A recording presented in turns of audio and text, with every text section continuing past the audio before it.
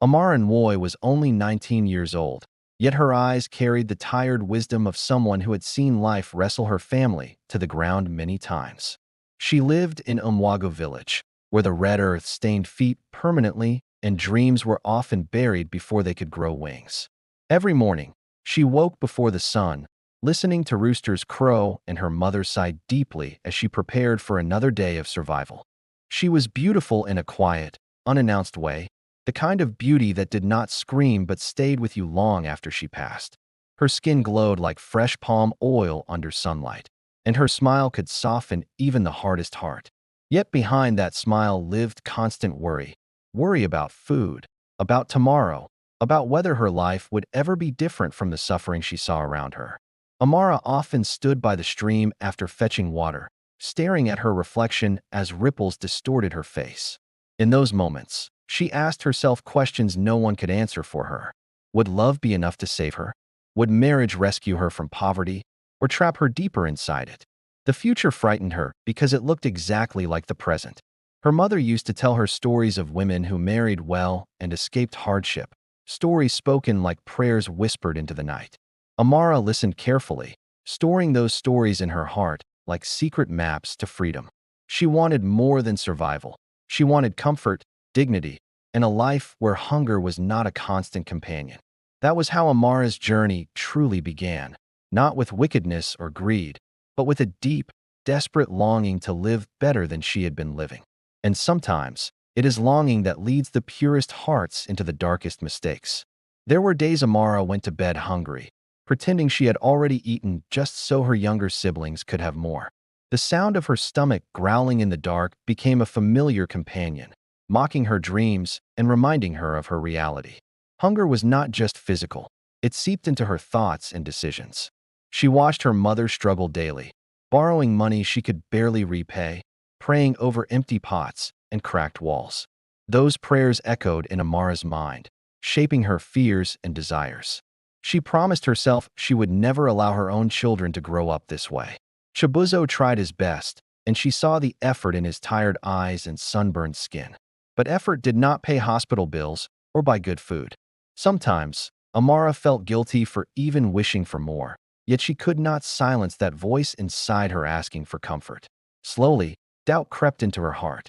Doubt about waiting, doubt about sacrifice, doubt about whether love without money could truly survive the storms of life. She did not speak these doubts aloud, but they grew stronger each day. That doubt was the crack fate needed to enter her life, because when poverty weakens the heart, temptation never knocks politely, it walks straight in. Chief Kelechi Obi arrived in Umwagu like a king returning from conquest. His expensive cars stirred dust and excitement, drawing villagers out of their homes in admiration and envy. He was wealthy, respected, and used to getting whatever caught his eye. Amara first noticed him at the market, where his presence commanded attention without effort. He was tall, well-dressed, and carried himself with confidence that spoke of power and privilege. When his eyes met hers, something shifted inside her. Chief Kelechi smiled at her slowly, intentionally, as if he already knew she would respond. He asked her name, complimented her beauty, and spoke in a way that made her feel special, chosen. No man had ever spoken to her like that before. She felt confused, flattered, and afraid all at once. Part of her wanted to run, another part wanted to listen. That night, his voice replayed in her head, drowning out Chibuzo's gentle promises. Unknowingly, Amara had stepped onto a path that would demand a heavy price. The kind of path that looks golden at first, but bleeds sorrow in the end. The following day, Chief Kelechi returned, not with empty words, but with gifts. He handed Amara money folded neatly, food items, and drinks that her household rarely tasted. Her hands trembled as she accepted them, overwhelmed by the ease with which he provided what she lacked. He spoke gently, telling her she deserved comfort and a better life. Those words struck deep, echoing everything she had ever wished for. For the first time, poverty loosened its grip on her chest, even if only briefly. Amara thought of her family, the empty pot, and her tired mother. She told herself she was not doing anything wrong, just accepting help. Yet guilt burned quietly in her heart, like a candle she was afraid to blow out. That evening, she used part of the money to cook a proper meal for Chibuzo. He ate happily, praising her cooking, unaware that another man's wealth had fed his stomach. As Amara watched him eat, tears threatened her eyes. She had not chosen yet, but her heart had begun to split. And once a heart breaks in two, it never returns whole. From that day onward, Amara began living a life divided neatly into two halves, though nothing about it felt neat inside her heart.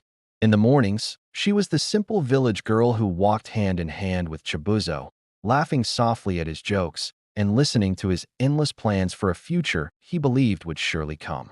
In the afternoons and evenings, she transformed into a woman of attention and desire, receiving calls from Chief Kalechi and stepping into a world of comfort she had only imagined before. Each step she took between these two worlds weighed heavily on her conscience. Yet she convinced herself she was managing the situation well. She told herself that she was not abandoning Chibuzo, that she was only surviving, that one day things would fall into place naturally. But deep down, she knew she was standing on fragile ground, balancing on lies that could crumble at any moment. When Chief Kalechi gave her money, it came easily, without stress or struggle, and it filled her with both relief and shame. Relief because her family no longer slept hungry, shame because she knew the price attached to such generosity. Still, she accepted it, using her smile to hide the storm growing inside her. She continued to use part of that money to care for Chibuzo, buying ingredients to cook proper meals and occasionally helping him with small needs. Chibuzo noticed the change in her, how she seemed more comfortable, but he trusted her completely and never questioned her. His trust cut deeper than suspicion ever could. At night, when Amara lay alone, sleep often refused to come. She stared at the ceiling, listening to the quiet sounds of the village, wondering how long she could keep walking on two roads without losing herself completely. Chitty felt a cold sweat breaking out on his brow, his mind racing as he tried to find a reason to run, yet his feet remained rooted to the spot. The desperation that had been simmering inside him for months boiled over, turning into a dark, heavy resolve that silenced his conscience. He looked at MMA, broken, beautiful in her madness, and completely defenseless, and felt a sickening shift in his spirit. "What must I do?"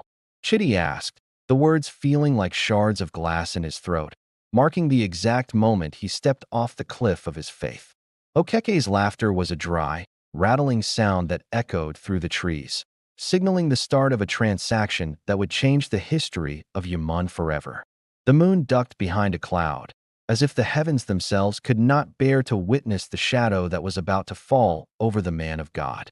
The air in the clearing became unervingly still, as if the forest itself were holding its breath.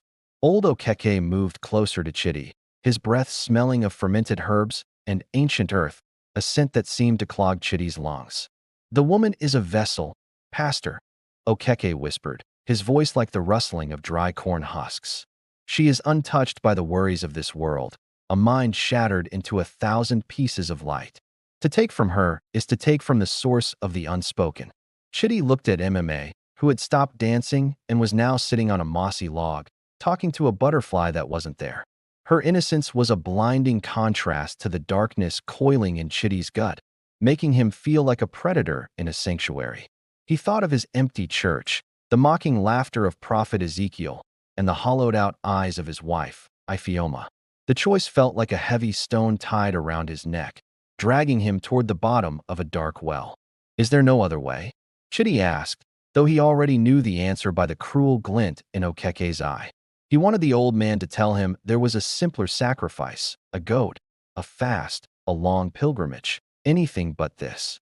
But Okeke only tapped his bone-carved staff against the ground, the sound echoing with a finality that made Chitty flinch. "The world only gives to those who are willing to lose themselves completely," the old man replied. Chitty's hand went to his chest, feeling the small wooden cross he wore beneath his shirt, the edges sharp against his skin. He felt a sudden, violent urge to rip it off and throw it into the undergrowth, to declare himself a citizen of the dark. The boundary between the shepherd and the wolf was thinning, dissolving like sugar in a cup of bitter tea. He took a single, trembling step toward MMA, his shadow stretching out before him like a long, grasping hand. The madwoman looked up, her gaze vacant, yet somehow piercing, as if she could see the rot beginning to bloom in his heart. She didn't scream or run. She simply tilted her head and smiled a slow, tragic smile that broke something deep inside Chitty. In that moment, the man of God died, and the man of shadows was born, fueled by a desperation that had finally outgrown his fear of hell. The moon finally disappeared behind a thick veil of storm clouds, plunging the forest into a suffocating, ink-black darkness. Chitty moved toward MMA with the mechanical stiffness of a man walking to his own execution, his heart thumping a frantic rhythm against his ribs. Every snap of a twig beneath his feet sounded like a thunderclap, a warning from the earth he was about to defile. He reached out and touched her shoulder, his fingers cold and trembling against the warmth of her skin. MMA looked at him, her eyes wide and trusting, as if she expected him to lead her in a prayer or offer her a piece of bread. She hummed a low, mournful tune, the same song her mother used to sing before the madness took her, and the sound pierced Chitty's soul like a serrated blade. As the act began, Chitty closed his eyes tight, trying to conjure the faces of the thousands of people he hoped to save with his new power. He tried to drown out the sound of the wind in the trees and the soft, confused whimpers of the woman beneath him. He told himself it was a holy heist, a theft of fire from the heavens to light the lamps of his village, but the taste in his mouth was of ash and sulfur. The forest seemed to react to the violation. The crickets went silent, and the owls ceased their hooting, leaving only the sound of Chitty's ragged breathing. He felt a strange, cold energy surging through him, a dark current that made his skin crawl and his vision blur with flashes of red. It was a power he had never felt in all his years of fasting, a heavy, grounded strength that felt like iron rather than light. When it was over, Chitty collapsed onto the damp earth, the silence of the forest now feeling like a deafening accusation. He looked at MMA, who was adjusting her rags with the same vacant smile, as if nothing had happened, as if she were a ghost who could not be touched by the sins of man. Chitty felt a wave of nausea wash over him, and he turned away to vomit into the ferns, the bitterness of his soul finally finding a way out of his body. Chitty stumbled back to the parsonage long after the first cockcrow had signaled the coming of a gray, weeping dawn. He did not go to the bedroom where Iphioma lay sleeping. Instead, he went to the backyard, to the old metal basin they used for washing clothes. He filled it with cold water from the well, the splashing sound startling a nearby bird into flight. He stripped off his clothes, the suit that had been his pride, and threw them into a heap in the mud, as if they were infected with a plague. He began to scrub his skin with a coarse sponge and a bar of lye soap, rubbing until his chest and arms were raw and bleeding. But no matter how hard he scrubbed, he could still feel the phantom touch of MMA's skin, a stain that sat beneath his pores where no soap could reach. The water in the basin turned a murky, brownish red, reflecting the bruised color of the morning sky.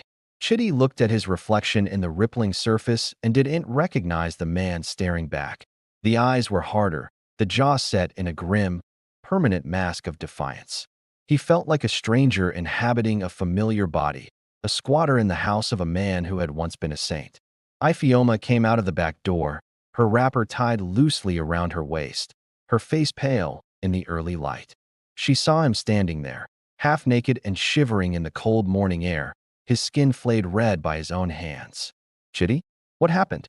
Where have you been all night?" she asked, her voice trembling with a fear she couldn't quite name. He didn't look at her. He couldn't.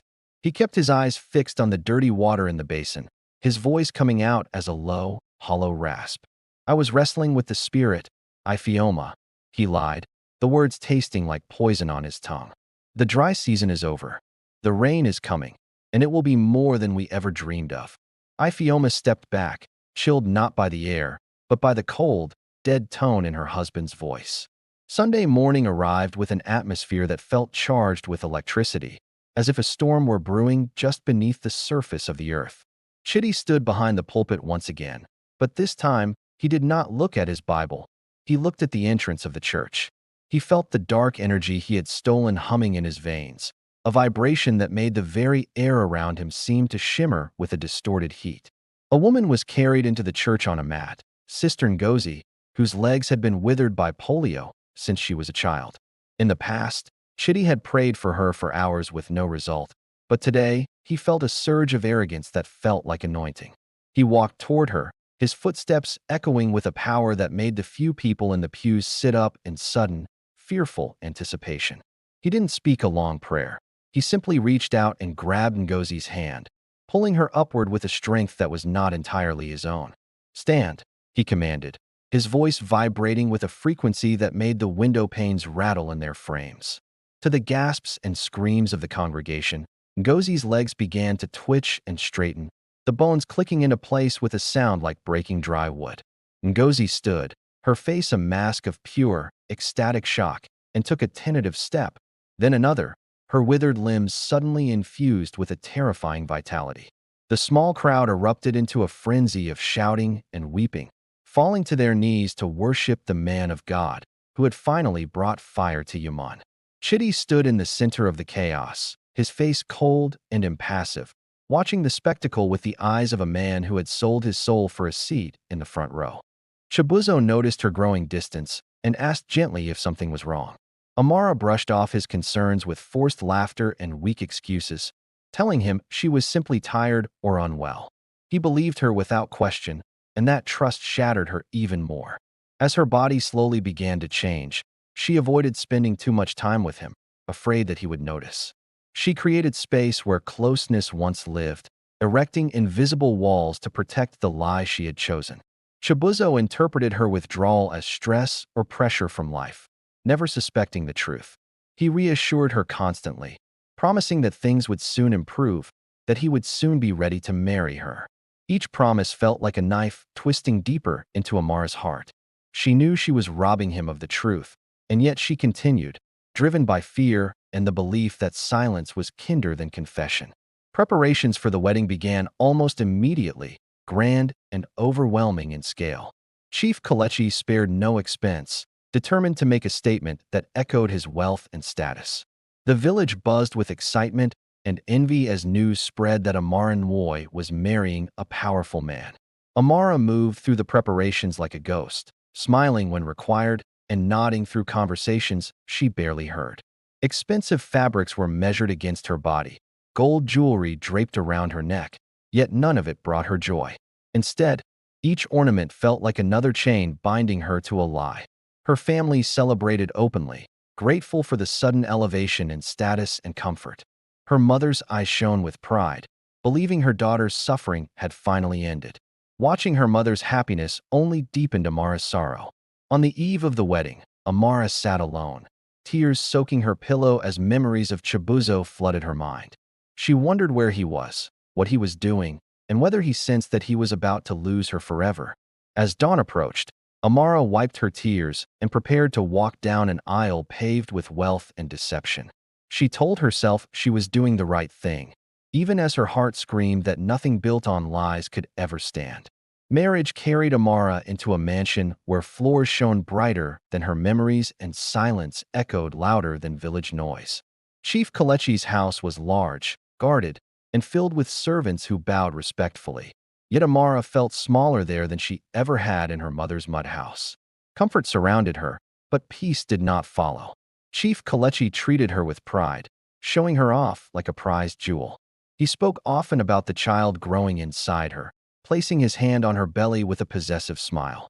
Each touch reminded Amara of the secret she carried, a truth heavier than the child itself. At night, Amara lay awake listening to the hum of generators and distant city sounds.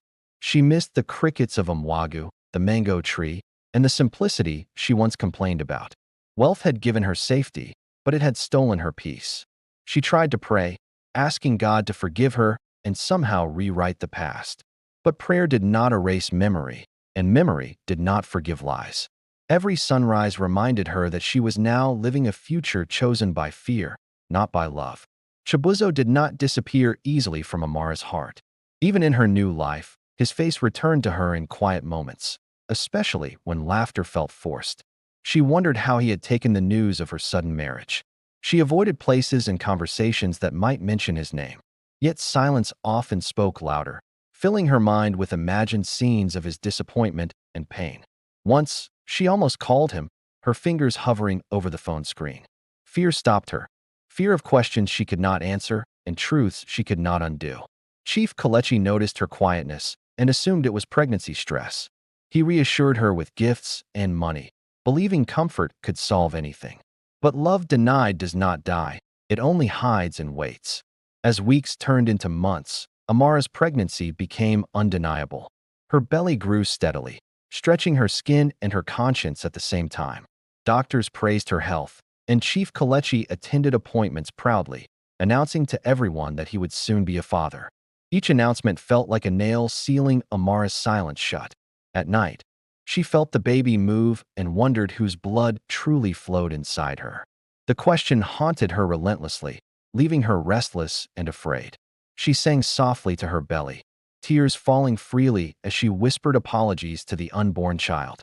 She promised to protect them, even if she could not protect the truth. Motherhood was approaching fast, and Amara felt painfully unprepared. The day of the scan arrived quietly, without warning Amara of the surprise it would bring. She lay on the hospital bed while the doctor studied the screen intently. Chief Kalechi stood beside her, smiling proudly, already imagining names and celebrations. Amara watched the doctor's face instead, her heart pounding wildly. "You are carrying twins," the doctor announced calmly. The room froze. Chief Kalechi shouted in joy, clapping his hands and praising God loudly. Amara smiled weakly, while inside her, fear exploded like thunder. 2 children, 2 fathers. Fate had doubled the weight of her lie. The news of twins spread quickly, turning Amara into a symbol of blessing and favor. Relatives praised her, and Chief Kalechi walked taller, pride shining from his face. But every congratulation felt like mockery to Amara. She wondered how destiny could be so cruel, multiplying consequences without mercy. She imagined the twins' faces, fearing resemblance and questions yet to come. Her heart raced with possibilities she could not control. At night, she wept silently, holding her stomach as though to calm the storm within. Happiness surrounded her, but terror lived inside her. As her pregnancy progressed, Amara withdrew emotionally, going through motherhood motions without joy. Servants cared for her needs, but no one noticed her inner collapse. Chief Kalechi mistook her sadness for exhaustion, urging her to rest and reassuring her constantly. His kindness only deepened her guilt. She longed for honesty but feared destruction. The truth, she believed, would ruin everything. Sometimes she dreamed of confessing everything, only to wake up crying. Her heart was trapped between confession and survival. The night labor came for Amara. It did not announce itself gently. It arrived like a storm, ripping through her body with sudden, unbearable force. A sharp pain tore through her lower back, stealing her breath and bending her forward as she screamed out loud. Sweat broke out across her forehead, soaking her hair as fear and pain collided violently inside her. In that moment, she knew her life was about to change forever. Chief Kalechi rushed into the room when he heard her cries, panic flashing across his usually confident face. Servants scattered in confusion as he shouted orders, his voice trembling despite his authority. Amara clutched her stomach tightly, tears streaming down her face as contraction after contraction crushed her from within. The child, or children, inside her were ready to come, and she felt completely unprepared. As they rushed her into the car, Amara's mind drifted wildly between past and present. She saw Chibuzo's smile, felt his gentle touch, and heard his promises echo in her ears. Guilt wrapped around her heart tighter than the pain in her womb, and she wondered if she deserved to survive this night. With every bump on the road, she whispered silent apologies to the men she had deceived and the children she had not yet met. Inside the hospital, bright lights blinded her as nurses surrounded her, their voices urgent and commanding. She was wheeled into the delivery room, her cries filling the corridor as fear overwhelmed her strength. Amara prayed aloud between screams, begging God not just for survival, but for forgiveness. She feared dying with her secret still alive, and feared living long enough to face its consequences. As the labor pains intensified, Amara felt something inside her finally break. Not just her body, but her spirit. Tears mixed with sweat as she realized there was no turning back anymore. Whatever she had buried in silence would soon rise, and this night would mark the beginning of truth, whether she was ready for it or not. The delivery room echoed with Amara's cries as her strength faded and returned in waves. Nurses encouraged her firmly, wiping sweat from her face as her body shook uncontrollably. With one final, desperate push, a loud cry pierced the air, a baby's cry, strong and alive. Tears rushed down Amara's face as exhaustion and relief crashed into her all at once. Before she could fully process what had happened, another wave of pain tore through her body. Panic spread across the room as the nurses worked quickly, urging her not to give up now. Amara screamed again, her voice breaking as she pushed with everything left inside her. Moments later, a second cry joined the first, filling the room with life and sound. "You have twins," the nurse announced joyfully, holding up the babies for Amara to see. They were tiny, fragile, and beautiful, wrapped in white cloth like precious gifts. Amara sobbed uncontrollably, not just from joy, but from fear and guilt that threatened to swallow her whole. Chief Kalechi rushed in when allowed, tears streaming freely down his face as he looked at the twins. He laughed and cried at the same time, praising God loudly and thanking everyone in sight. To him, this was the fulfillment of his legacy, the proof of his manhood. Amara watched him quietly from the bed, her heart splitting further apart. Two babies lay before her, innocent, unaware of the storm their existence carried. In that moment, she knew her secret had grown flesh and blood, and it would not stay hidden forever. The days following the birth were filled with celebration and congratulations. Visitors poured into the hospital with gifts, prayers, and praises for Amara and her husband. Laughter filled the room, but inside Amara's heart, a quiet terror refused to leave. Chief Kalechi moved proudly through the room, introducing the twins as his children, his voice loud with joy. He spoke of naming ceremonies, of celebrations that would shake the village and beyond. Each word landed on Amara's chest like a heavy stone. Alone with her babies at night, Amara studied their faces carefully. She searched for signs, eyes, nose, skin tone, anything that might betray the truth she feared. Her hands trembled as she touched them, whispering apologies they could not understand. She tried to convince herself that everything would be fine, that the past would remain buried. But a mother's heart knows when danger is near, and Amara's heart beat constantly with warning. Joy surrounded her, yet fear slept beside her every night, refusing to let her rest. It began quietly, almost unnoticed. One of the twins cried longer than usual, his body warm to the touch. Amara felt a sudden chill run through her as she pressed her lips to his forehead. By morning, both babies were restless, their cries weak and continuous. Amara's heart pounded violently as fear tightened its grip. She called for help, her voice shaking as nurses checked their temperature. Doctors were summoned, their expressions serious as they examined the twins. Medical terms filled the air, words Amara barely understood but deeply feared. Chief Kalechi's confidence faltered for the first time. He paced the room anxiously, praying aloud and demanding the best care money could buy.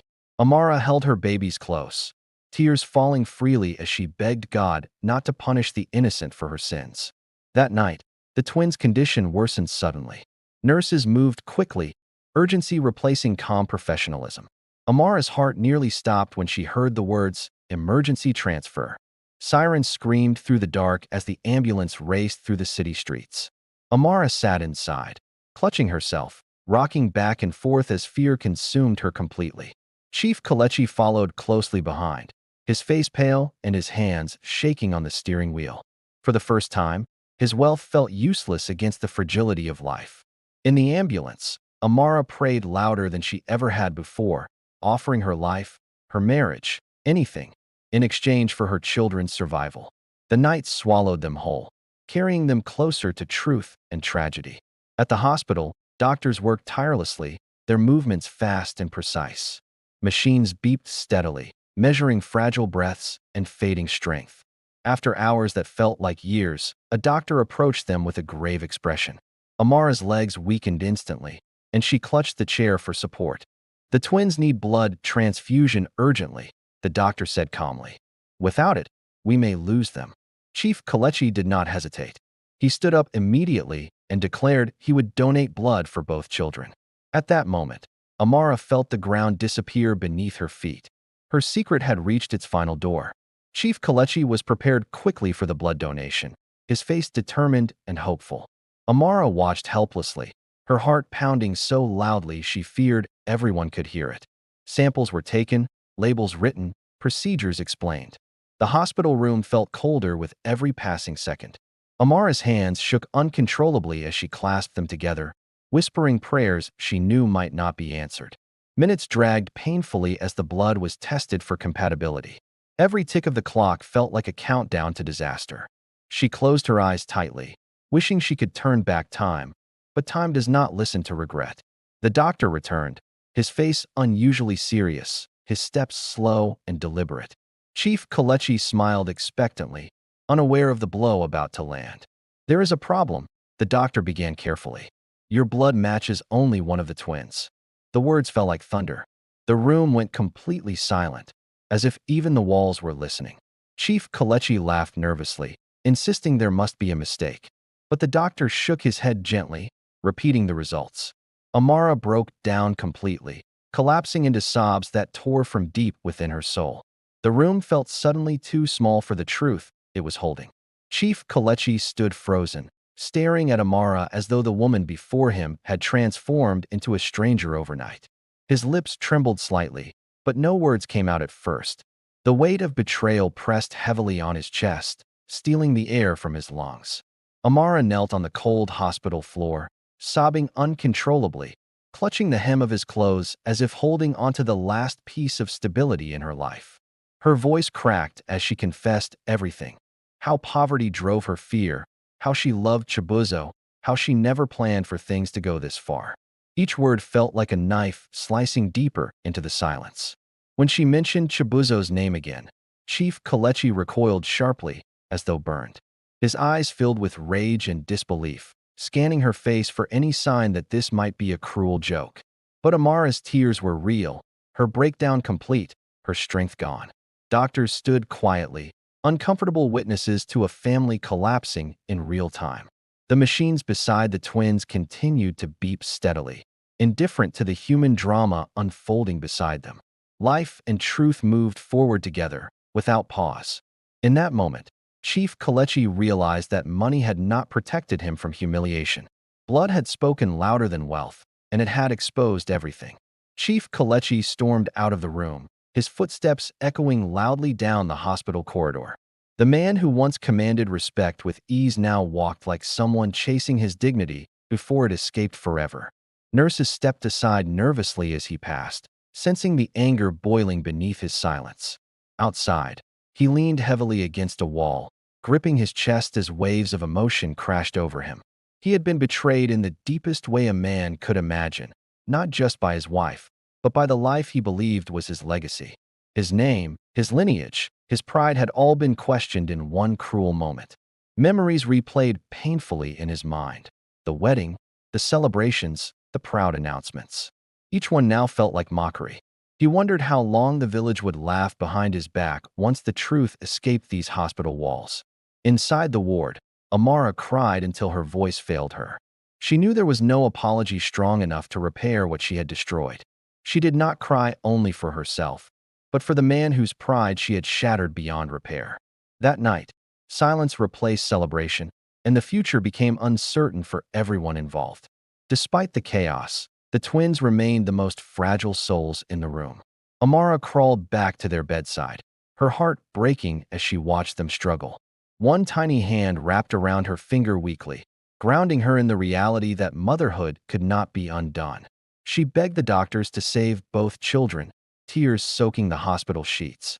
She swore she would accept any punishment, any shame, as long as her babies lived. For the first time, her prayers were not about escape, but about responsibility. The doctor explained gently that blood from another compatible donor was being arranged.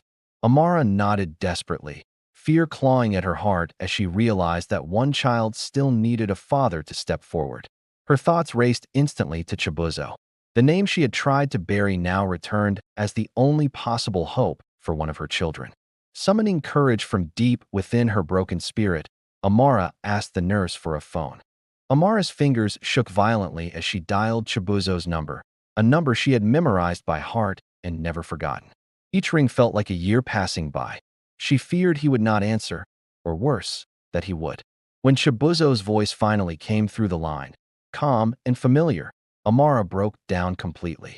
She could barely form words through her sobs, calling his name over and over like a child lost in the dark.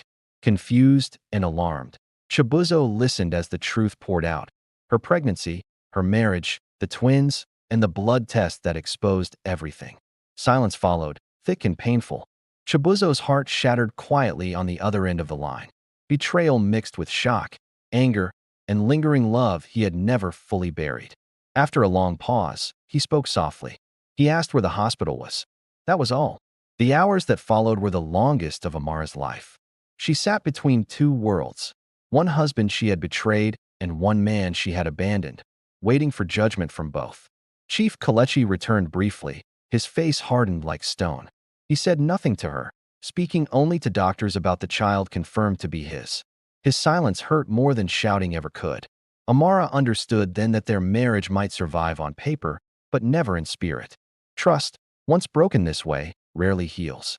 She stared at the hospital entrance repeatedly, praying Chibuzzo would come, yet fearing the pain his arrival would bring. Destiny had arranged a meeting long delayed, and there was no stopping it now.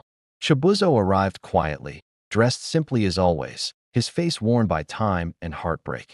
The moment Amara saw him, her knees nearly gave way. He looked older, heavier, like life had not been gentle with him. Their eyes met across the ward, and in that single glance lived love, betrayal, anger, and memories too heavy for words.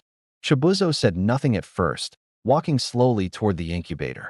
When he saw the twins, his breath caught in his throat. One of them had his eyes, there was no denying it. His heart clenched painfully as reality settled in. Amara whispered apologies endlessly, but Chibuzzo raised his hand gently, stopping her.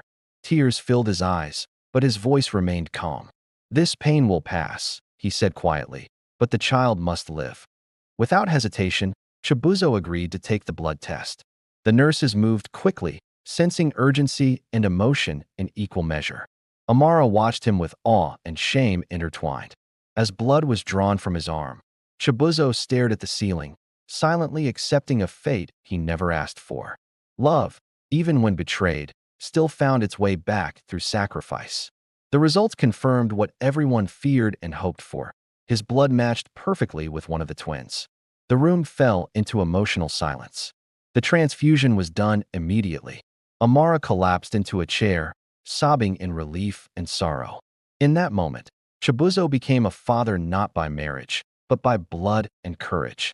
Chief Kalechi and Chibuzzo stood on opposite sides of the ward, two men bound unwillingly by one woman's choices.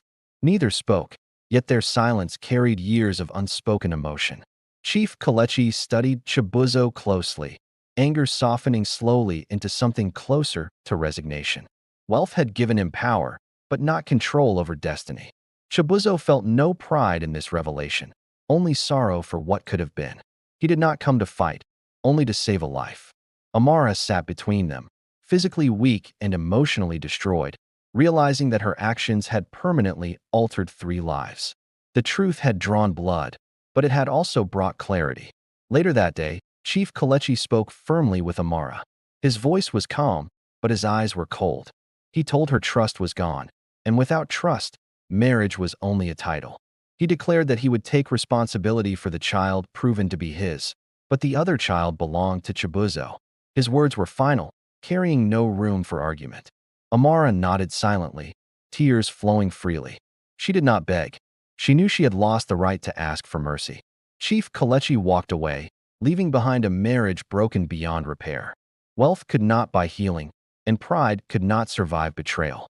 Amara was discharged days later, no longer a celebrated bride but a woman marked by scandal. News spread quickly, as it always does, and whispers followed her everywhere. She moved quietly, carrying her children with humility, her eyes lowered in shame. The village that once admired her now spoke her name with judgment. She accepted the whispers as punishment she deserved. Her heart had learned its lesson the hardest way possible. Chibuzzo stayed close, not as a lover, but as a father. His presence was steady, respectful, and restrained. Life, though wounded, continued. Time passed slowly, healing nothing completely, but teaching endurance. Amara learned to live with regret, raising her children with honesty she once lacked. She worked tirelessly, determined never to let desperation drive her choices again. Poverty no longer scared her the way it once did. Shame had taught her deeper lessons.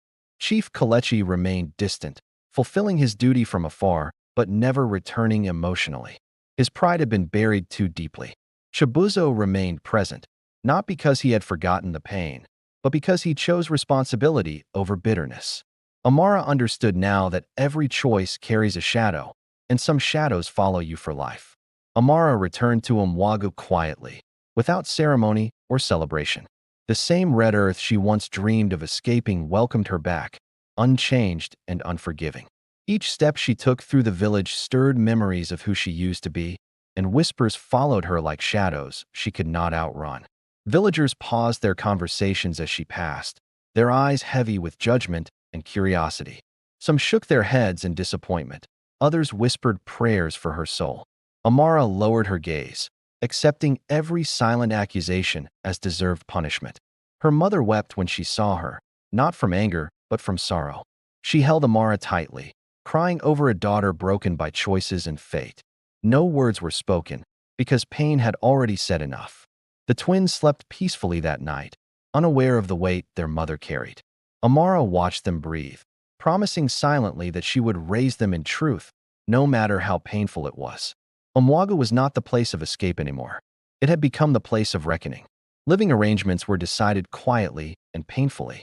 Chief Kalechi provided financial support for the child proven to be his, but his presence was distant, formal, and cold. He no longer visited, sending money through intermediaries.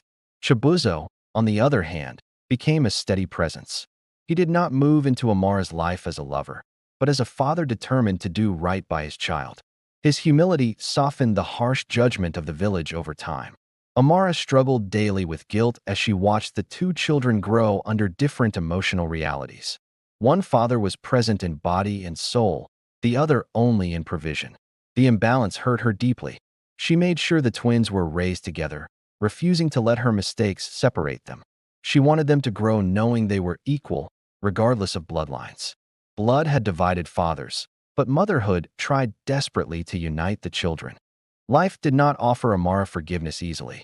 She earned it slowly, through labor and humility. She began selling food in the market, waking before dawn and returning home after sunset, determined to rebuild her dignity with honest work. Every coin she earned reminded her of a time when she chose easy money over truth. Now, she welcomed the pain of effort, believing it cleansed her soul. The village slowly softened toward her, not because they forgot her story, but because they saw her transformation. Change, when genuine, speaks louder than apologies. Amara became stronger, quieter, wiser. Her laughter returned slowly, not careless as before, but grounded in acceptance. She had learned the hardest lesson of all, that dignity is built, not given. Chibuzo's feelings never fully disappeared, but he buried them beneath responsibility. He loved his child fiercely and treated the other twin with the same care, refusing to let bitterness poison his heart. Sometimes, late at night, he sat alone, remembering the girl he once planned to marry. Pain visited him often, but he chose not to let it define him. Amara noticed his sacrifices and felt both gratitude and sorrow. She knew she had broken something precious in him that might never fully heal. They spoke kindly to each other, maintaining respectful distance, bound by parenthood rather than romance. Love remained, but it had transformed into something quieter and sadder. Years passed, and the twins grew strong and playful, their laughter filling the compound with life. They looked alike, yet carried subtle differences that only a mother could fully see. They played together without knowledge of the complicated truth behind their birth. To them, they were simply brothers, inseparable and innocent. Amara watched them constantly, wondering when and how to tell them the truth. She feared the pain it might bring, yet she knew secrets had already destroyed enough. Chief Kalechi remained a distant figure, known more through stories and gifts than presence. His absence left unanswered questions the children would one day ask. Time healed their bodies, but questions waited patiently. When the twins were old enough to understand, Amara gathered them one evening as the sun set gently over Umwagu. Her hands trembled as she prepared to open wounds she had long tried to protect. She told them everything: her poverty, her fear, her mistakes, and the truth about their fathers. Her voice shook, but she did not hide or soften the truth. The children listened in stunned silence, their young hearts trying to grasp adult pain. Tears flowed freely as Amara begged them not to repeat her mistakes. Chibuzo stood nearby, his eyes wet but proud of her honesty. This time, truth was not delayed. The confession hurt, but it healed where lies once destroyed. One of the twins stepped forward and hugged Amara tightly, telling her she was still their mother. The other followed, holding her just as firmly. In that embrace, Amara felt a release she had carried for years. Forgiveness had come from where she least expected it. She cried harder than she ever had before, not from pain, but from relief. Chibuzo watched quietly, his heart heavy yet peaceful. Redemption, she realized, does not always come from those we hurt most, but from those who inherit our wounds. Years later, fate brought Amara face to face with Chief Kalechi once more. Age had softened him, but pride still lingered in his eyes. They spoke briefly, respectfully, acknowledging the past without reopening wounds. Chief Kalechi admitted the pain never fully left, but time had taught him acceptance. He looked at his child with quiet pride, regret flickering briefly across his face. Amara apologized again, not for forgiveness, but for closure. They parted without anger, only understanding. Amara often told her story to young women in the village, not as a warning born of judgment, but as testimony shaped by pain. She taught them that survival, without truth, is a slow destruction, and that choices made in fear grow into storms. Her story became a lesson passed quietly from mother to daughter. 2 children, 2 fathers, 1 woman's mistake, yet many lives were changed. Truth, she learned, always finds its way back. As the sun set one evening, Amara sat outside her home, watching her sons laugh and chase each other across the red earth. Peace rested gently in her chest. Not happiness without pain, but acceptance without lies. She knew her past would never disappear, but it no longer controlled her future. She had paid for her mistakes with tears, shame, and loss, yet she had gained wisdom and truth. In the end, life did not give her the story she wanted, but it gave her the lesson she needed. And in the quiet of Mwagu, under a sky full of stars, Amara and Moy finally learned that truth delayed is pain multiplied, but truth faced is the beginning of peace. If you really find this interesting, please subscribe, comment, like, and share for more videos.